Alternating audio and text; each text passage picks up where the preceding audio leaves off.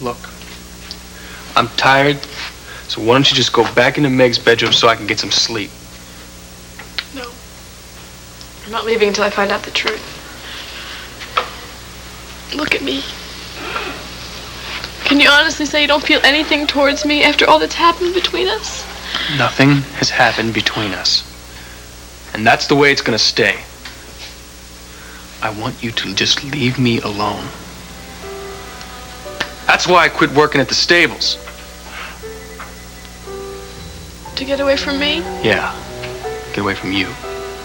So now that you've had your little country vacation, why don't you just go back to your mother's where you belong? You seen how the other half lives?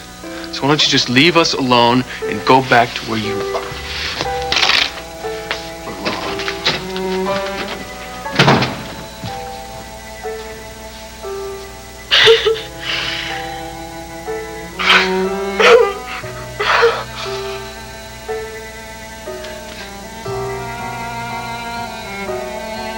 Thank you so much for coming by, Mrs. Snyder. If there's anything that I can do to help, please.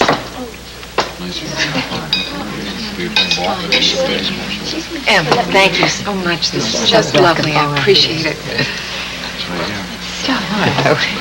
It's awfully nice of you to drop by, you and your family. I'm sure Mrs. Hughes appreciates it. I was glad to have a chance to talk to her. She seems like a very remarkable person. Oh, yeah, she is. Strong lady. I don't know how much longer she can keep it up. But... Can I get you a cup of coffee? Yes, certainly.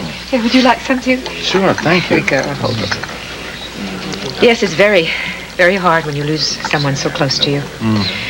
I know I didn't feel like I could go on living after my husband died. Still miss him, huh? Yes, I do. But then, you know, he left me with such wonderful children. That's what got me through the hard moments, and I'm sure that's what's going to help Mrs. Hughes. I'm sure you're right. I'm sorry, I don't mean to be so solemn. How is Dusty? Have you heard from him lately? He's good. He's fine. I heard from him. He's coming back. Oh, you must be so relieved. Oh, I am. Wonderful. Yeah. Even with all of our ups and downs, I missed him, you know. Oh. You know, my daughter Meg could try the patience of a saint. But she's been away, and I miss her so much. Thank heavens, my son's going to pick her up tomorrow. She's been staying at this lovely mountain camp. You know? I wanted to talk to you about Meg. John? Phone call for you. Oh, excuse me. Yeah. Is there anything you need? Hello? Hi, Dr. Dixon. It's Meg. Dusty told me you were at the Hughes'. Don't let on it's me, okay? What's going on? Well, I just called to tell you that I've convinced Dusty to leave. We're leaving tonight, and we're going to take a bus, and we should be there by tomorrow. That's swell. Listen, I was about to talk to your mother about you. She's here. You didn't tell her where I was, did you? No, I didn't, but I was about to. Oh, Dr. Dixon, you can't. If she thinks I'm at the Hogle camp, and if she finds out I'm out at Santa Fe instead, she'll ground me for the rest of my life. She'll throw me out of the house. Meg. Shh. Please, Dr. Dixon, don't say my name. Anyway, if you told her, then Dusty would find out that you financed my trip out here, and then he'd figure out that you and I planned the whole thing to bring him home. He'd never trust either one of us again. Look, he's still pretty confused. That just might drive him away for good. Your mother's got to know the truth about this sometime. I know. And I will tell her. Look, I kept my end of the bargain. You've got to promise that you're going to let me be the one to tell her, okay? And when is that going to be? As soon as I think she's ready. Meg, when you get back, you and I are going to have to talk about this. We'll put the sandwiches here, and then we've got meat. Yeah. Son, I thought you were going to go have dinner with your father. Yeah, we're going to leave soon. Grandma. There's so many things that I want to say to you. But I just don't know how. Andy, darling, I know how much you loved Chris. You don't have to say that to me. I love you, Grandma. And I love you.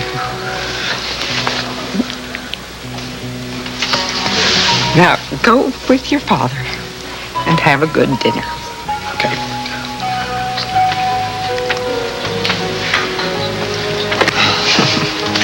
He has a very hard time expressing how he feels. He's been looking for the right words all night long.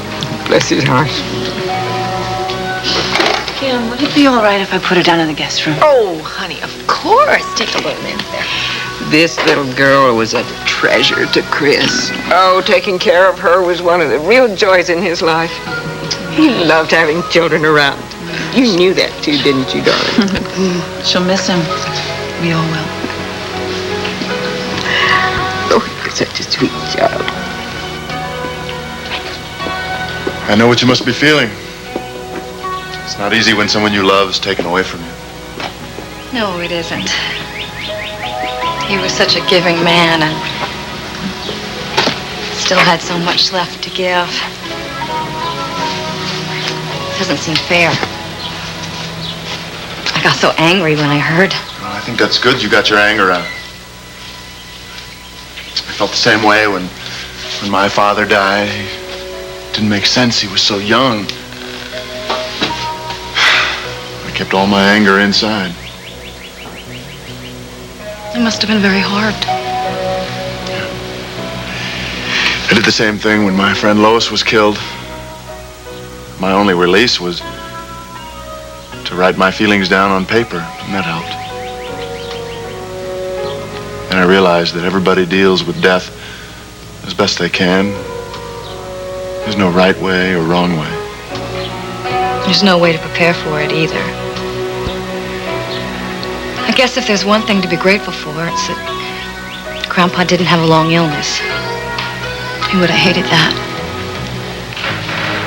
I wish I'd known him better.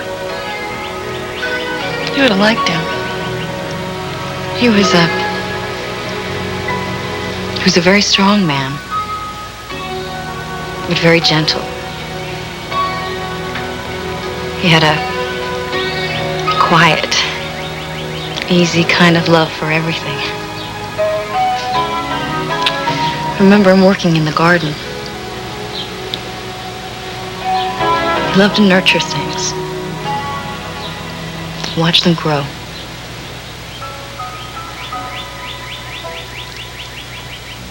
You know, I never realized it before, but you're very much like my grandfather.